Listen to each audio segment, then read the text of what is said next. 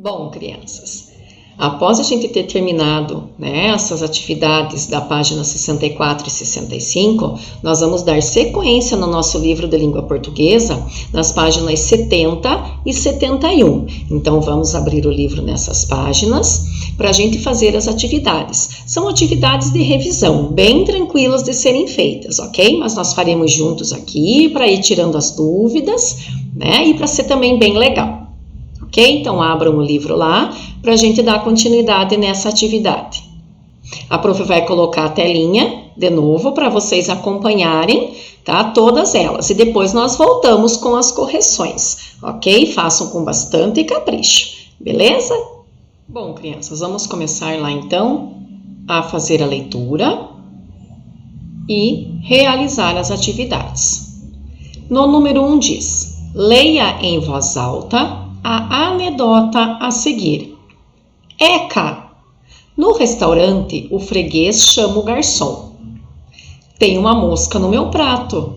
É o desenho do prato, meu senhor, mas está se mexendo. Oh, é desenho animado. É uma piadinha, uma anedota. No primeiro exercício que tem aqui, ele diz: qual é o título da anedota? Preencham lá no seu livro, com letra maiúscula o início da palavra, e não esqueça de fazer a pontuação correta.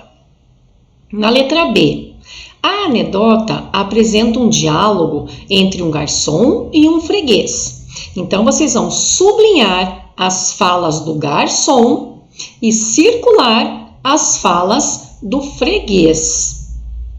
Façam com atenção, voltem na anedota para fazer essa atividade. Sublinha as falas do garçom e circula as falas do freguês. Então, faz a leitura dela, interpreta ela direitinho e sublinha usando régua, não esquece, tá? Qual é o sinal de pontuação usado para iniciar as falas das personagens? Quando um personagem vai iniciar a fala, qual é o sinal de pontuação que nós usamos? Então, preencha ali a resposta. Não esqueça novamente da letra maiúscula e da pontuação. Na letra D, qual é a função dos dois pontos nessa anedota? Para que os dois pontos servem? Lembram lá? Para indicar o quê? Na letra E, leia a palavra garçom em voz alta.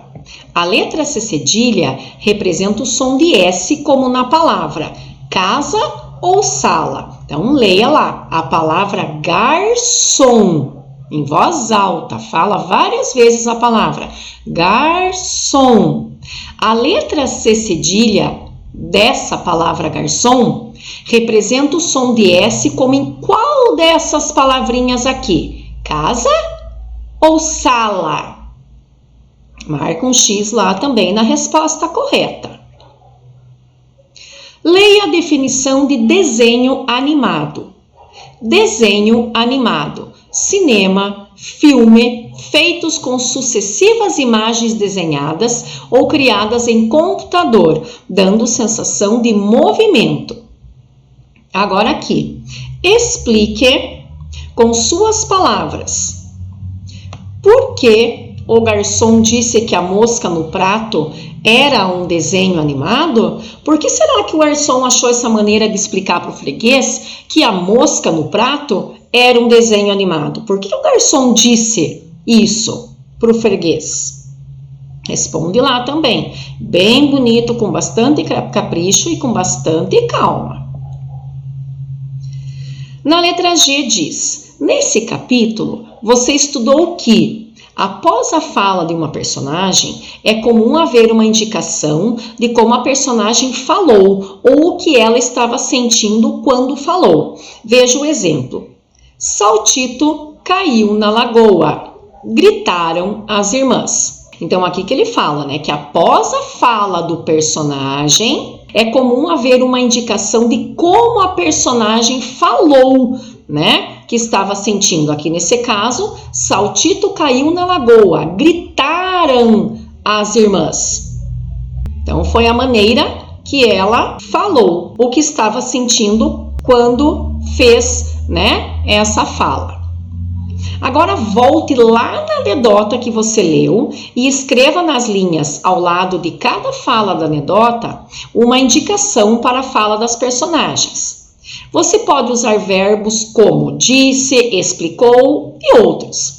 Não se esqueça de usar o travessão, né? Então observem aqui também, como está aqui, nós faremos lá em cima, seguindo o mesmo exemplo, tá? Então volta lá na anedota e usa, o prof vai voltar lá para vocês verem. Volta lá na anedota e aqui ao lado de cada fala do personagem, você coloca o travessão e pode colocar.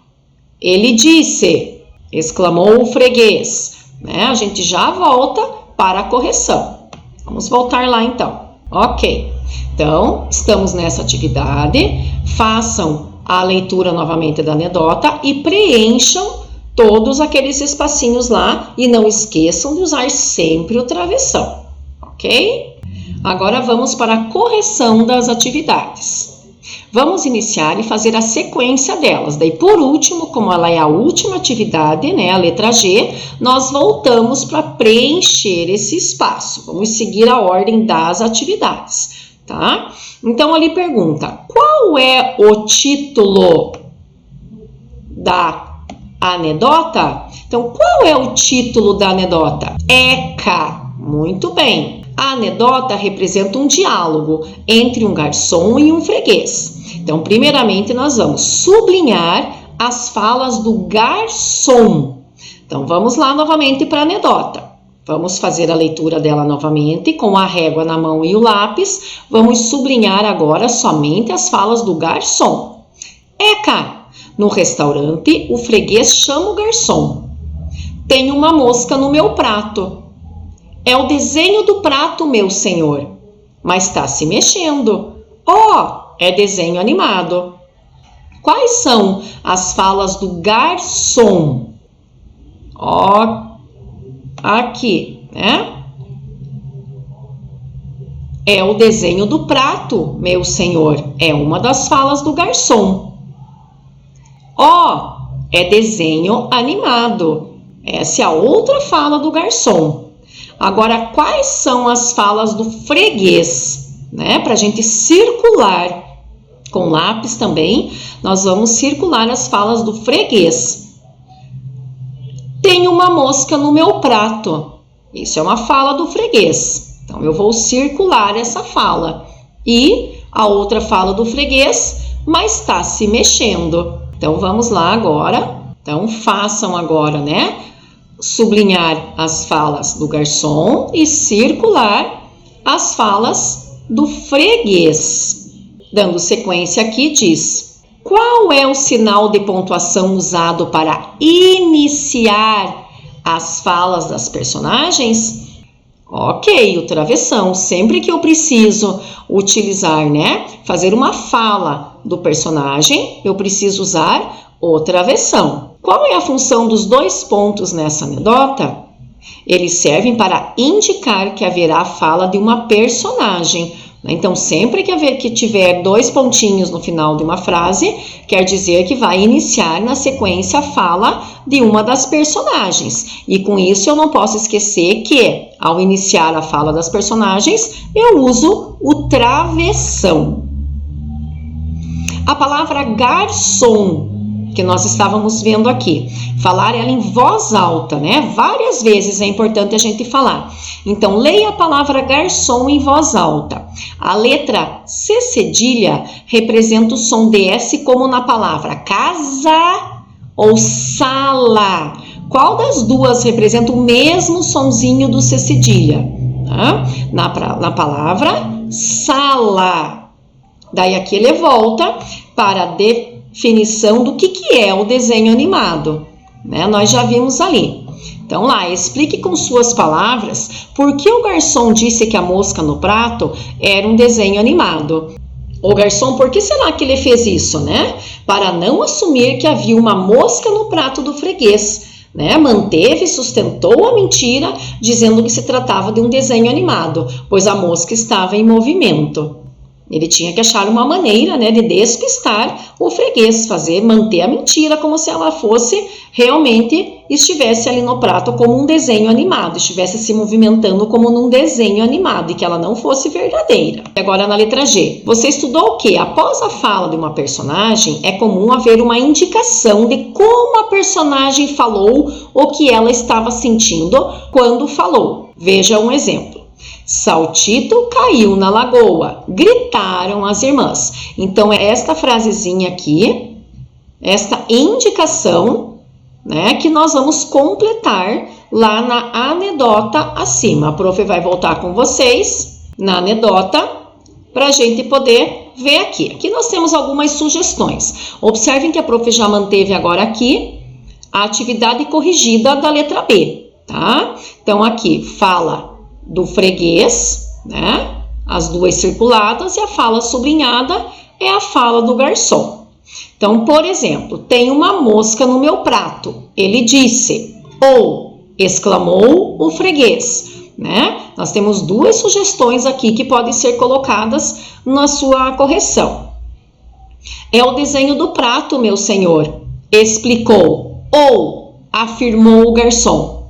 Percebam que cada um deles tem o travessão na frente, não esqueçam disso.